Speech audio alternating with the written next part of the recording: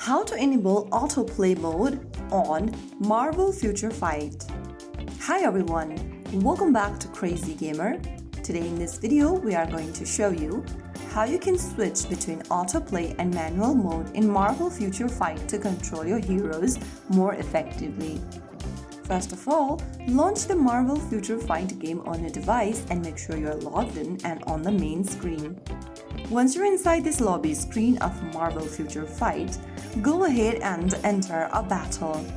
I'm just gonna click the enter button at the bottom right corner, and then now you can choose between story missions, stage or co-op battles. I'm just gonna click on the story over here.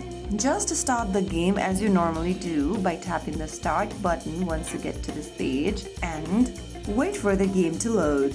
After you start the battle, you will be able to see an autoplay button at the bottom of the screen.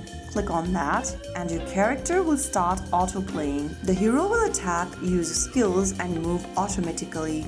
If you ever want to disable the autoplay, you can simply go ahead and click on the checkbox right in front of autoplay, and now you need to manually play the game. After you turn off the autoplay feature, you can control each hero's movements and skill manually. Autoplay is useful for farming, repetitive missions, or low difficulty battles.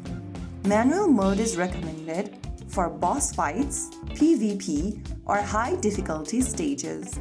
Switching modes does not affect rewards or mission progress. So there you have it, that is how you easily enable autoplay in Marvel Future Fight that gives you flexibility to farm efficiently or take precise control during tough battles.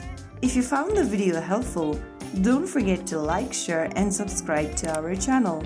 I will be back again in the next video. Thank you for watching.